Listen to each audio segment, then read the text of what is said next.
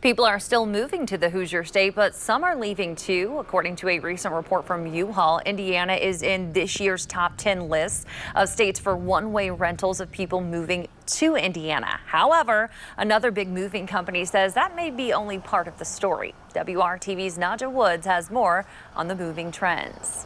I moved at the end of 2022. I happened to get a job I wanted. My husband got a job he wanted. Sherry Bennett is a Kentucky native who now lives in Boone County. It's one of the fastest growing areas in the Hoosier State. A lot of the new friends I've met are people that are not from Indiana at all.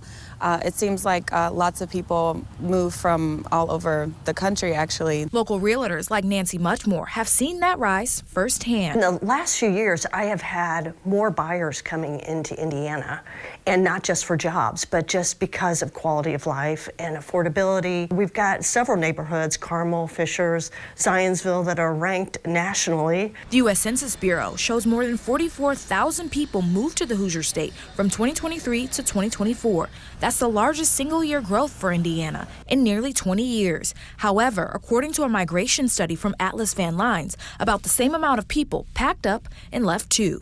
I am seeing people moving away specifically more for jobs. Because it's interesting, when people move here, they are reluctant to leave. Regardless of what the numbers say, Bennett says things seem to be adding up in her new home state. I think this would be where I raise a family and everything. So, yeah, I think it's going to be long term. Naja Woods, WRTV. The Indiana Business Research Center projects population growth to slow, increasing just 5.6% over the next 40 years. They predict the biggest growth will come from people moving to metro areas. Well, mortgage rates are a key factor for anyone buying a home. The 30-year fixed rate rose this week to its highest level since July. It stands at 6.91%. That's up from 6.85% last week. A year ago, it was 6.62%. The rate on a 15-year mortgage, popular with those refinancing, is just over 6%, also the highest since July.